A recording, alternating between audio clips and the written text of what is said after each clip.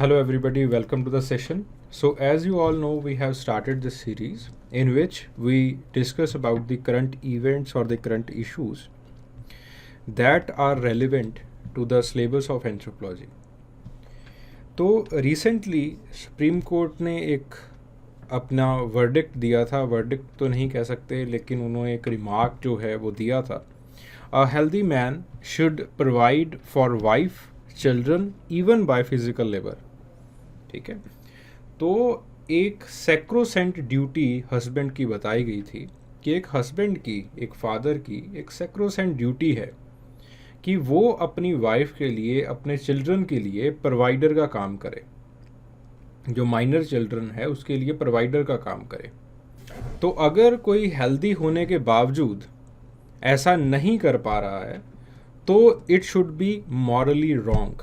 तो इस चीज़ को मॉरली रॉन्ग जो है वो माना जाना चाहिए. तो I want to seize this particular opportunity कि आपको समझाया जा सके कि फैमिली को समझाने के लिए हम कौन कौन सी थ्योरीज़ को यूज़ करते हैं एंथ्रोपोलॉजी के अंदर. बिकॉज अगेन ये जो जजमेंट है it pertains to the conflict theory.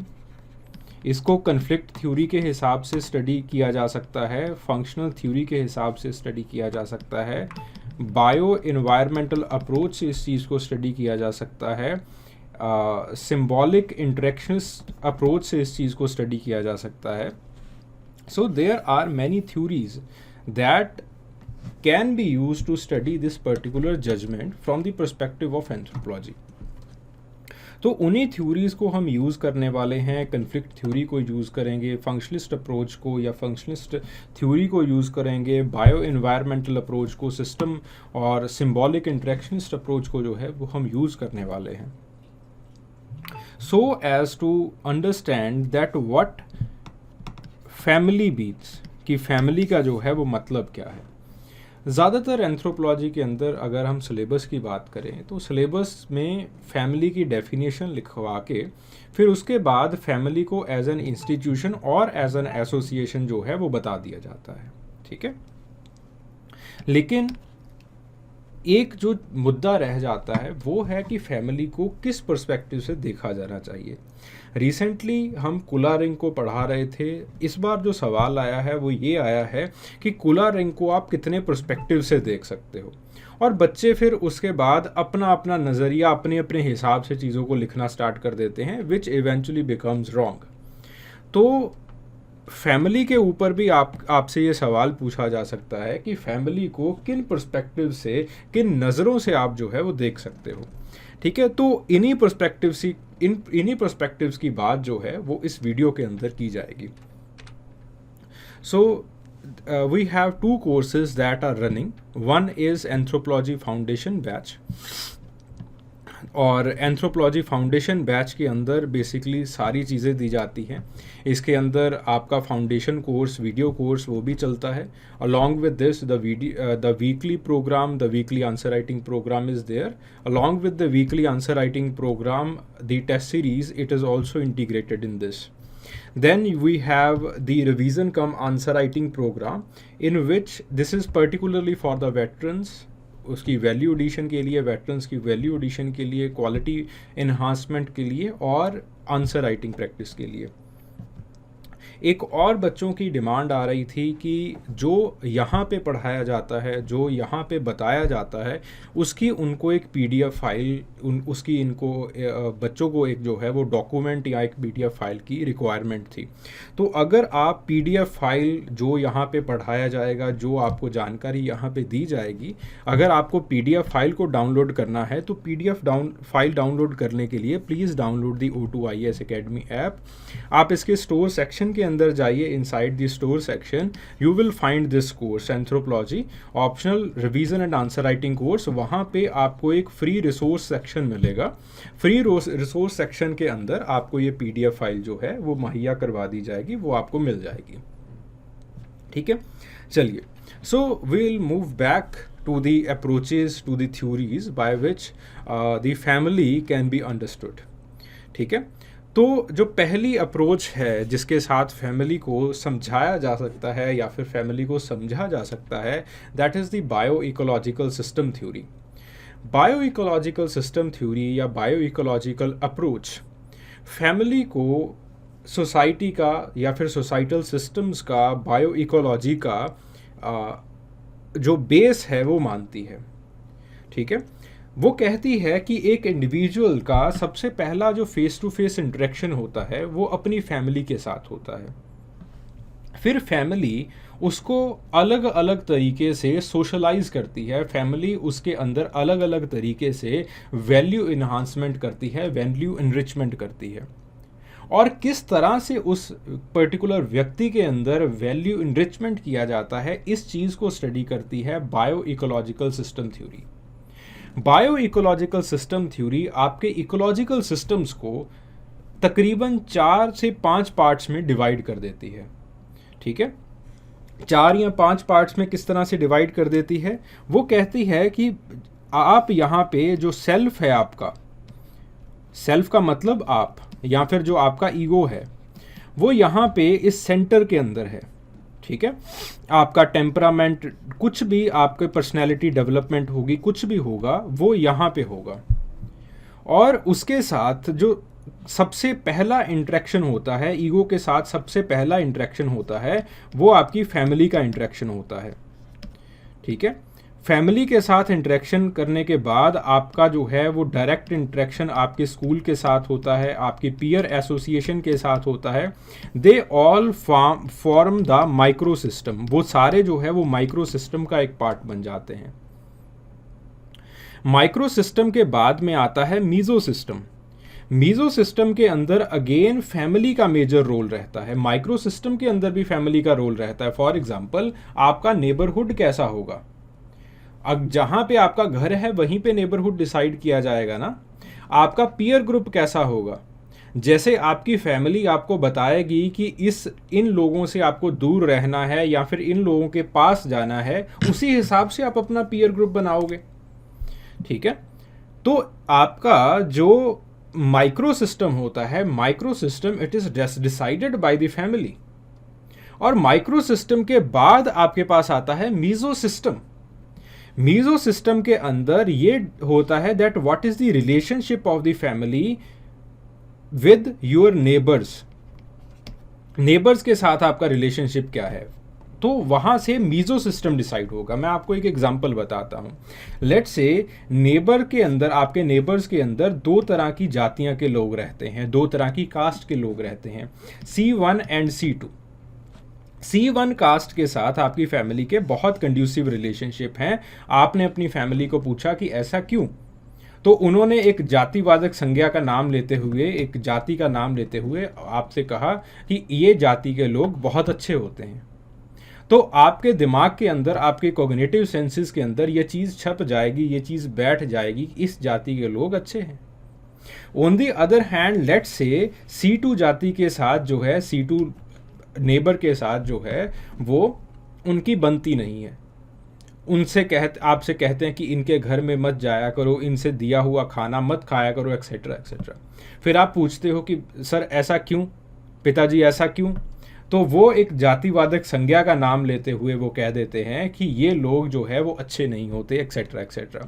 तो वही चीज़ें आपके अंदर जो है वो बैठ जाएंगी। सिमिलरली फैमिली का इंटरेक्शन रिलीजियस ऑर्गेनाइजेशन से कैसा है, वो आप जो फैमिली का रिलेशनशिप अलग अलग सोसाइटल ऑर्गेनाइजेशन से, अलग अलग सोसाइटल इंस्टीट्यूशन से, ग्रुप से, एसोसिएशन से बनता है, वो आपके जहन के ऊपर बहुत बड़ी छाप छोड़ जाता है। तो फैमिली ना सिर्फ माइक्रो सिस्टम्स के अंदर होती है, फैमिली मीजो सिस्टम्स के अंदर भी प्रेजेंट रहती है। फिर उसके बाद आता है एक्सो सिस्टम। एक्सो सिस्टम के अंदर आपके educational systems, governance systems, mass media, ये सारा कुछ आ जाता है, ये एक्सो सिस्टम्स के अंदर आता है। ठीक है, एक्सो सिस्टम्स के अंदर जैसे मास मीडिया हो गया, जैसे रिलीजियस हायरार्की होगी, मास मीडिया हो गया। अब मास मीडिया आपको बताएगा कि कौन लोग अच्छे हैं, कौन लोग बुरे हैं। लेट्स से फैमिली ने आपको बता रखा है कि C2 जाति के लोग जो है वो बहुत बुरे हैं, और मास मीडिया के अंदर बार बार ये प्रोपोगेट किया जा रहा है कि C2 जाति वाले किसी व्यक्ति ने या फिर किसी व्यक्ति विशेष ग्रुप ने कोई जो है वो कत्ल करने स्टार्ट कर दिए हैं। तो इवेंचुअली क्या होगा कि आपके दिमाग के अंदर, आपके जहन के अंदर वो चीज़ रीइंफोर्स हो जाएगी। ठीक है, तो फैमिली ने यहाँ पे भी एक्सोसिस्टम्स के अंदर भी एक मेजर रोल जो है वो अदा किया है। फिर उसके बाद बात आती है मैक्रो सिस्टम्स। मैक्रो सिस्टम्स के अंदर आपकी डोमिनेंट आइडियोलॉजीज वगैरह आ जाती हैं, आपके कल्चरल कंटेक्स्ट आ जाते हैं। अगेन वो ideologies they are put in your brain with the help of family. वो भी आप फैमिली ही आपके दिमाग के अंदर वो सारी चीज़ें जो है वो रखती हैं। देन इन सबके ऊपर जो है वो क्रोनो सिस्टम बनता है। क्रोनो सिस्टम का मतलब इन सारी चीज़ों के साथ आपका interaction through out period, through out history कैसे हुआ है, आपकी लाइफ हिस्ट्री थ्रू आउट ये सारी चीज़ों के साथ आपका इंटरेक्शन कैसे रहा है। अगेन यहाँ पे भी फैमिली का डोमिनेंट से है, क्योंकि through out your life you will be in contact with your family. चाहे आप घर से बाहर न्यूक्लियर फैमिली के अंदर मूव क्यों ही ना कर जाओ, लेकिन फिर भी आपके माँ बाप का साथ जो है वो आपके साथ रहता है, उनके साथ जो कम्युनिकेशन है वो आपका बना रहता है। So through out your life the family will exist with you. तो पूरी ज़िंदगी आपके साथ आपकी जो खास करके जो न्यूक्लियर फैमिली है, क्लोज रिलेशन वाले लोग हैं, वो आपके साथ रहेंगे ही रहेंगे। तो सिस्टम्स अप्रोच फैमिली का इंटरेक्शन बताती है अलग अलग सिस्टम्स के साथ, और वो कहती है कि जैसे फैमिली का बिहेवियर होता है वो बहुत डोमिनेंट पार्ट आपकी सेल्फ डेवलपमेंट के अंदर प्ले करता है। ठीक है, तो इसी के अंदर ही हम अगर आप इसी वर्डिक्ट को हम लेके आए तो हाँ बिल्कुल सही बात है। हमारी जो पैट्रियार्चिकल फैमिली है, पैट्रियार्चिकल फैमिली के अंदर जो प्राइमरी रिस्पॉन्सिबिलिटी है डिसीजन मेकिंग की और प्रोवाइडर का मतलब इकोनॉमिकल ऑर्गेनाइजेशन की जो प्राइमरी रिस्पॉन्सिबिलिटी है वो किसको दी जाती है, वो फादर को दी जाती है। ठीक है, वो एक पैट्रियार्क को दी जाती है। तो बिल्कुल सही बात है, इवेंचुअली वैसी ही चीज़ें जो है वो लोग उठाते हैं, क्योंकि फैमिली के अंदर ऐसा हो रहा है, सोसाइटी भी वैसी है, मास मीडिया में भी वो चीज़ें प्रोपोगेट की जाती हैं। तो इवेंचुअली वो सारी चीज़ें जो है वो लोग सेल्फ के कंसेप्ट में उठाते हैं। तो इसीलिए जो लड़के अक्सर यूपीएससी वगैरह की तैयारी कर रहे होते हैं, they get very stressed out कि अगर ये ना हुआ, अगर मैं अपनी फैमिली के लिए प्रोवाइड ना कर पाया तो मेरा क्या होगा, लोग मुझ पे हंसेंगे, एक्सेट्रा एक्सेट्रा, ऐसी चीज़ें दिमाग के अंदर आनी स्टार्ट हो जाती हैं। तो सिस्टम्स अप्रोच ये कहती है that the family is the base of everything. हर एक चीज़ का बेस है फैमिली, बायो सिस्टम अप्रोच। ठीक है, देन उसके बाद बात आती है फंक्शनिस्ट अप्रोच की। फंक्शनिस्ट अप्रोच मैं किस तरह से इस चीज़ को बताऊं, functionist approach to level integrationism and utilitarianism के ऊपर डिपेंडेंट है। टू लेवल यूटिलिटेरियनिज्म क्या है? टू लेवल यूटिलिटेरियनिज्म कहता है कि जैसे सोसाइटी बनी हुई है, और इंटरेक्शनिज्म के भी सिमिलर सेंस है, वो कहता है कि जैसे ही आपकी सोसाइटी बनी हुई है उसको ज्यों के त्यों ही आपको जो है वो इंटरनलाइज करना पड़ेगा, उन वैल्यूज़ को जो के तो आपको इंटरनलाइज करना होगा, अनटिल और unless there is something very critical happening around you. ठीक है, जैसे फॉर एग्जांपल आपकी फैमिली आपके ऊपर कुछ रिस्पॉन्सिबिलिटीज़ रखती है, आपकी फैमिली आपके ऊपर जो है वो रिप्रोडक्टिव रिस्पॉन्सिबिलिटीज़ रख रही है कि आपको जो है वो शादी करनी है, शादी करके बच्चा पैदा करना है। ठीक है, आपके ऊपर एजुकेशनल रिस्पॉन्सिबिलिटीज़ रख रही है, बच्चे को पढ़ाना है। आपके ऊपर इकोनॉमिकल रिस्पॉन्सिबिलिटीज़ रख रही है, बच्चे को जो बच्चे को खाना देना है, कपड़े देने हैं, वो आप ही को देने हैं। ठीक है, आपने अपनी बीवी को सेक्सुअली सेटिस्फाइड रखना है। वो सारी चीज़ें जो हैं वो सोसाइटी ने आपके ऊपर दी हुई हैं। इवेंचुअली फंक्शनिज्म कहता है कि वो सारी रिस्पॉन्सिबिलिटीज़ जो है वो कौन दे रहा है, वो फैमिली आपको बता रही है, आपको जो है वो उस चीज़ के साथ सोशलाइज करवा रही है, that this is what you have to do. तो इवेंचुअली वही चीज़ों को आप जो है वो फॉलो भी करते हो। तो अगर ये चीज़ें ना हों, अगर ये चीज़ें ना हों, सेक्सुअल यूनियन ना हो, रिप्रोडक्शन सोसाइटी के अंदर ना हो, एजुकेशन सोसाइटी के अंदर ना हो, इकोनॉमिकल ऑर्गेनाइजेशन का फाउंडेशन ना हो, तो इवेंचुअली आपके पास जो सोसाइटी है, द सोसाइटी शैल कोलैप्स, वो ख़त्म हो जाएगी। तो फंक्शनलिज्म भी यही कहता है that the family is the most important social institution. Functionalism की खासियत क्या है कि वो फैमिली को एज अ सोशल इंस्टीट्यूशन समझाते हैं। सोशल इंस्टीट्यूशन का मतलब क्या है कि इसके प्रॉपर ऑब्जेक्टिव्स होते हैं। प्रॉपर ऑब्जेक्टिव्स, जैसे जॉर्ज मर्डॉक कहते हैं कि फैमिली के ये ऑब्जेक्टिव हैं: सेक्सुअल यूनियन का होना, रिप्रोडक्शन होना, एजुकेशन बच्चे को प्रोवाइड करना, और बच्चे की ज़रूरतें, बीवी की ज़रूरतें जो हैं वो उनकी पूरी करना। ये these are the major objectives of family। और इन ऑब्जेक्टिव्स को पूरा करने के लिए there are certain rules and regulations, कुछ रूल्स एंड रेगुलेशंस लगाए जाते हैं। और family it is the self propagating organisation, ठीक है, ये ख़त्म नहीं होती, हर एक सोसाइटी के अंदर फैमिली होगी ही होगी।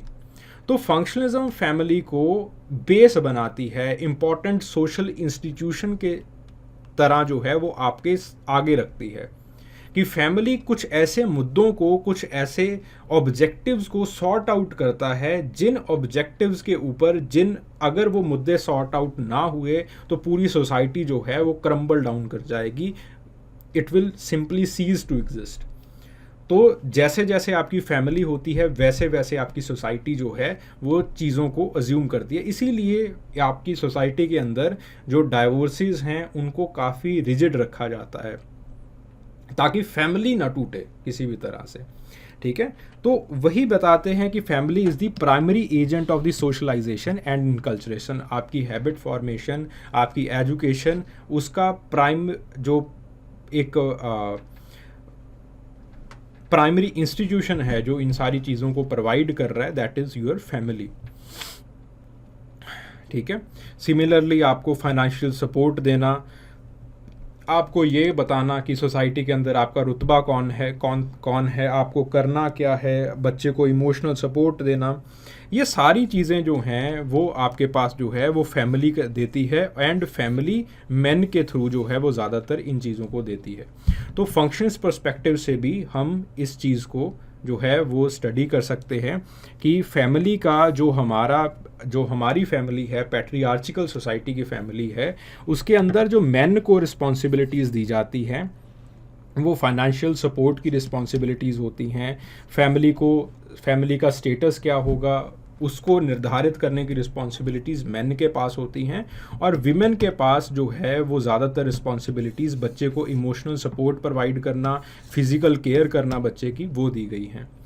तो जो डिवीज़न ऑफ लेबर है फैमिली का, जो रूल्स एंड रेगुलेशंस हैं हमारी फैमिली के, वो इस तरह से जो है वो रखे गए हैं, और हमारी पूरी सोसाइटी का base in rules and regulations के ऊपर जो है वो बना हुआ है, ठीक है। और इसी चीज़ को आगे ले जाते हुए आपका अगला पर्सपेक्टिव है, that is the conflict theory और द कन्फ्लिक्ट पर्सपेक्टिव।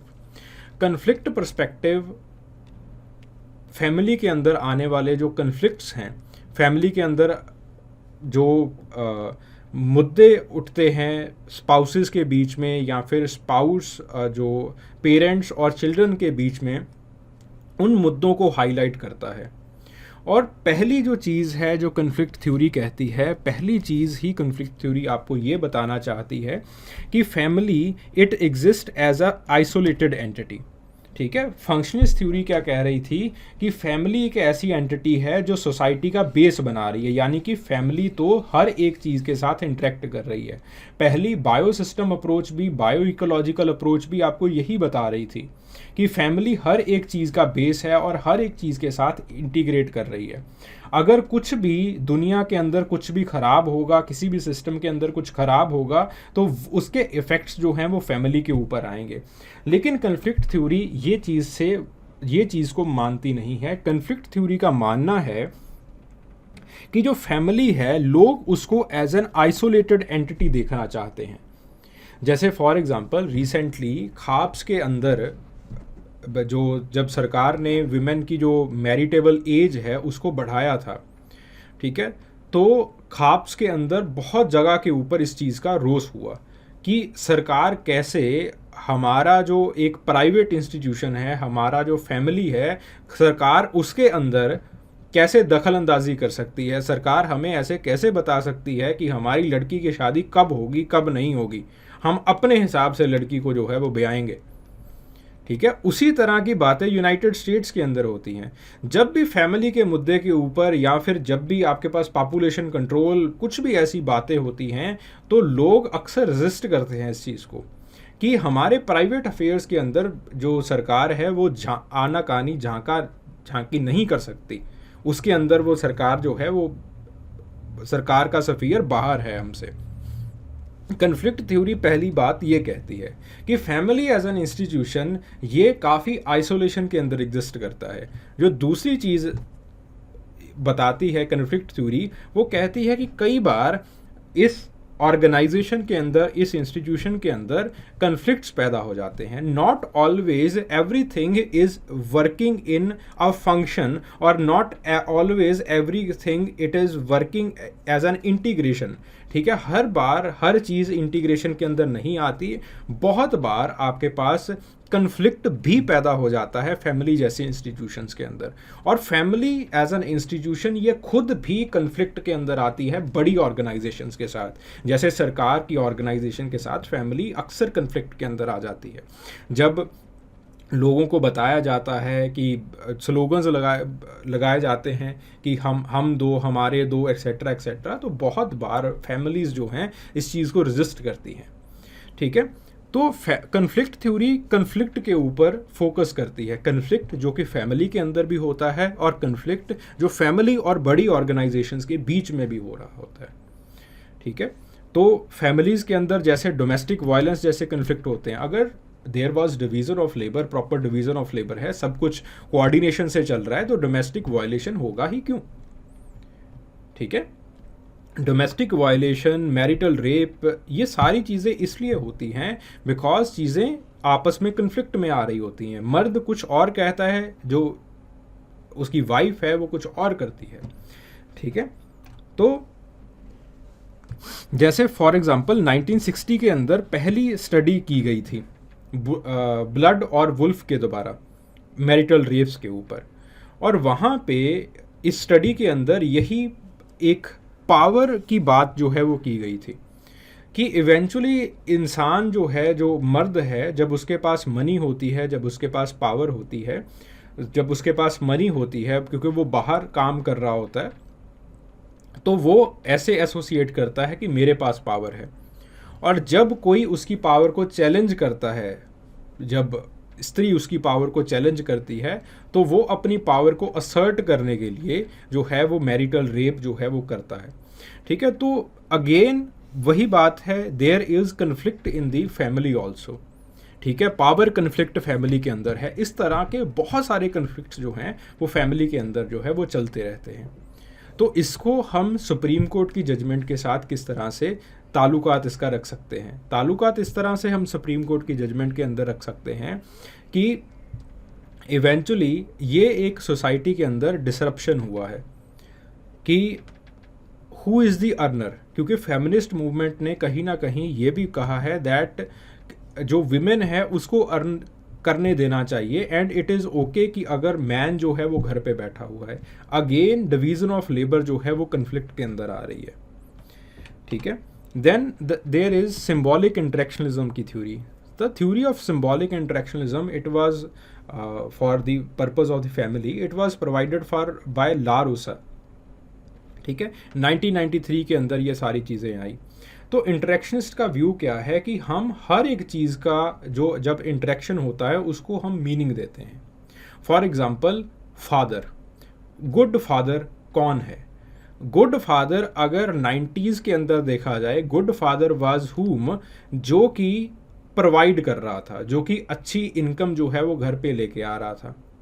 अब अगर आज हम देखें मिलेनियल्स के पर्सपेक्टिव से, अच्छे फादर का डेफिनेशन अगर हम माने तो वो अच्छे फादर की डेफिनेशन, हमें गुड फादर की डेफिनेशन ये देंगे कि जो हमारे साथ बच्चों की भावनाओं को समझे। पहले ऐसा कोई क्लॉज नहीं था कि बच्चों की भावनाओं को समझना है, लेकिन अब जो चीज़ें हैं वो चेंज हो गई हैं। ऐसी क्यों चीज़ें चेंज हो रही हैं? बिकॉज सिम्बॉलिक इंटरेक्शनिज्म बिलीव्स, और ख़ास करके जो इंटरेक्शनिस्ट हैं वो ये बिलीव करते हैं कि जो चीज़ें हैं फैमिली के अंदर जो सिंबल्स हैं वो चेंज करते रहते हैं। जैसे फादर एक सिंबल हैं, मदर एक सिंबल हैं, आपकी सिबलिंग एक सिंबल है।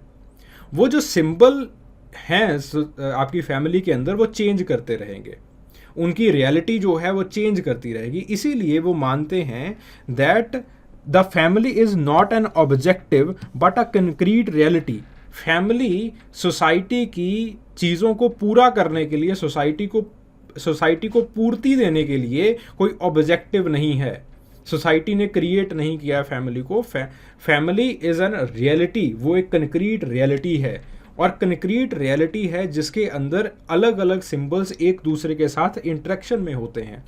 और जब अलग अलग सिंबल्स एक दूसरे के साथ इंटरेक्ट करते हैं, it generate the meaning, and that meaning eventually socialise you, और आपको बताता है कि किस तरह से आपको बिहेव करना है आगे फ्यूचर के अंदर।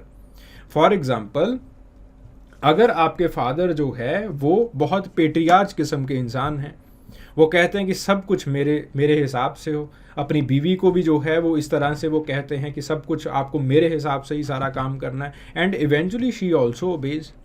तो वही बातें जो है वो, बिकॉज अब यहाँ पे अलग अलग जो एक्टर्स हैं वो एक दूसरे के साथ इंटरेक्ट कर रहे हैं, रियलिटी में इंटरेक्ट कर रहे हैं।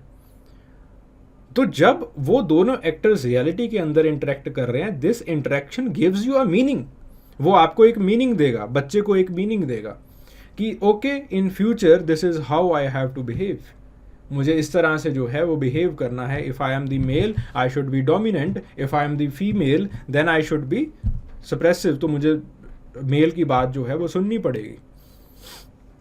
ठीक है।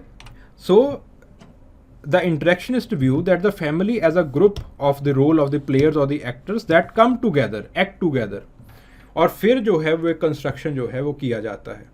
फॉर एग्जाम्पल, वही बात यहाँ पे ग्रुप गुड फादर की जो है वो लिखी गई है कि इवेंचुअली जैसे जो सिंबल्स, जैसे हर एक सिंबल का मीनिंग चेंज होता है, सोशल कंस्ट्रक्ट चेंज होता है, वैसे ही फादर का, मदर का जो मीनिंग है वो भी जो है वो चेंज होता रहता है। ठीक है। तो यहाँ पे जो सुप्रीम कोर्ट की जजमेंट है उसने पुराने जो मतलब है फादरहुड का उसको आगे रखा है। उसने कहा है कि जो मर्द है सोसाइटी के अंदर, जो फैमिली के अंदर मर्द है, उसको काम हमेशा करना ही पड़ेगा। He should be provider always, उसको हमेशा प्रोवाइड करना पड़ेगा, ये उसकी सैंक्रोसेंट ड्यूटी है।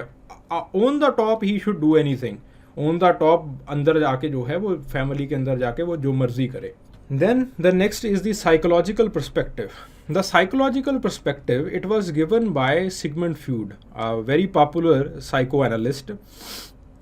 वो बचपन में जो आपकी साइकोसेक्सुअल स्टेजेस ऑफ डेवलपमेंट होती है उसका आधार वो फैमिली को बताते हैं कि फैमिली जो है और फैमिली के अंदर जो इंटरेक्शन हो रहा है अलग अलग एक्टर्स का, वो आपकी जो साइकोसेक्सुअल स्टेजेस हैं, जो साइकोसेक्सुअल डेवलपमेंट है बच्चे की, वो पूरा करते हैं। तो वो क्या करते हैं, वो साइकोसेक्सुअल स्टेजेस को इस तरह से डिवाइड करते हैं: oral stage, anal stage, phallic stage, latency stage, genital stage.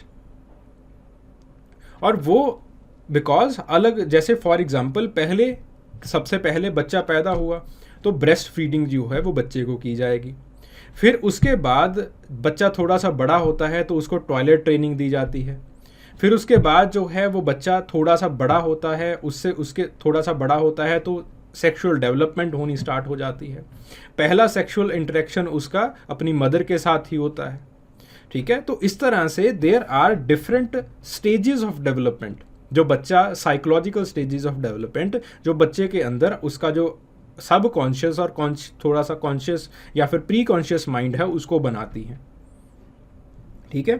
अगर इन स्टेजेस के अंदर कोई खराबी आ जाए तो बच्चे की जो साइकोसेक्सुअल डेवलपमेंट है या फिर जो साइकोलॉजिकल डेवलपमेंट है वो पूरी अच्छे से जो है वो नहीं बैठ पाती।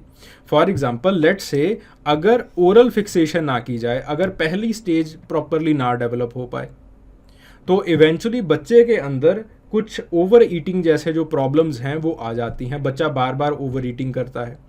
देन उसके बाद अगर एनल फिक्सेशन जो है वो ना की, दूसरा जो स्टेज है पॉटी ट्रेनिंग उसकी प्रॉपर ना हुई, तो बच्चा बड़ा होके एक नीट फ्रीक बन जाता है कि उसको हर एक चीज़ बहुत प्रॉपरली जो है वो ऑर्गेनाइज चाहिए। तो इस तरह से सिगमंड फ्यूड कहते हैं कि जो बच्चे की डेवलपमेंट है, इवेंचुअली आपके बच्चे की जो सब कॉन्शियस है, जो प्री कॉन्शियस है, वही सोसाइटी बनाएगी, वही सोसाइटी के अंदर रिफ्लेक्ट भी होगी। तो जो साइकोलॉजिकल एक सोसाइटी का बेस है वो फैमिली बना रहा है। फिर उसके बाद एक और साइकोलॉजिस्ट हैं एरिक्सन, ठीक है, एरिक एरिक्सन। तो वो अगेन वो थोड़ा सा जो है वो सिगमंड फ्यूड के साथ भी चलते हैं, थोड़ा सा सिगमंड फ्यूड को वो कंट्रास्ट भी कर रहे हैं। वो कहते हैं कि फैमिली आपके साथ हर एक स्टेज ऑफ डेवलपमेंट के अंदर जो है वो चलती है। बर्थ से लेके डेथ तक फैमिली आपके पर्सपेक्टिव जो है वो बनाएगी, ठीक है। तो हर एक डेवलपमेंट के अंदर आपकी जो है वो आपकी पर्सनैलिटी किस तरह से डेवलप होगी वो फैमिली आपको बताती है, because family is in contact with you in each stage of development. तो अब आपकी जो एक पर्सनैलिटी है वो किस तरह से बनती है? पर्सनैलिटी को डिफाइन इस तरह से किया है एरिक्सन ने, it is the self development जिसके अंदर आप जो है वो अर्जेस को नेगोशिएट करते हो between the base desire and what is socially accepted, ठीक है। फॉर एग्जांपल आपको भूख लगी है, लेकिन आप जो बाहर सामने आपके मेहमान बैठे हैं, तो पहले आप मेहमानों को खाने दोगे फिर आप खुद खाओगे।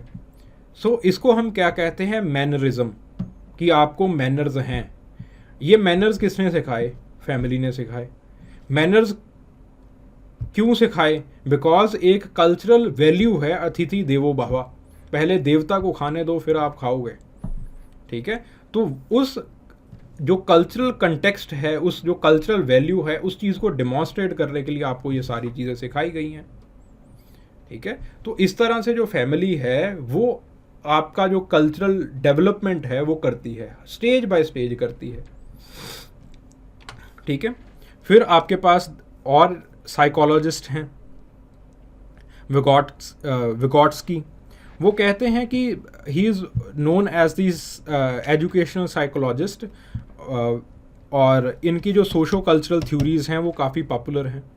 अगेन उनका मानना यही है कि थ्रू आउट द पीरियड बच्चा अपने पेरेंट्स के साथ इंटरेक्ट करता रहता है, और जैसे जैसे उसका इंटरेक्शन होता जाएगा अपने पेरेंट्स के साथ, वैसे वैसे उसका वर्ल्ड व्यू जो है वो चेंज होता जाएगा। जब पेरेंट्स जो है वो उसके साथ जो है वो अच्छे से बिहेव नहीं करेंगे बचपन में, तो वर्ल्ड व्यू भी उसका बहुत सस्पिशियस हो जाएगा कि मैं पता नहीं किसको ट्रस्ट कर भी सकता हूँ या फिर किसी को ट्रस्ट नहीं भी कर सकता। अगर मदर का वार्मथ उसको मिलेगा तो उसका जो सिक्योरिटी सिस्टम है वो और अच्छा हो जाएगा, ठीक है। तो इस तरह से जो बेस है सोसाइटी का वो आपकी फैमिली क्रिएट कर रही है। जो साइकोलॉजिकल बेस है फैमिली का वो आपकी जो सोसाइटी का साइकोलॉजिकल बेस है वो आपकी फैमिली क्रिएट कर रही है। तो बेसिकली एक जो प्रोवाइडर का, एक पैट्रियार्क का बेस है, साइकोलॉजिकल बेस है, वो भी आपकी फैमिली ही क्रिएट करती है, जो कि इवेंचुअली इस जजमेंट के अंदर भी जो है वो दिखाई दे रहा है, ठीक है।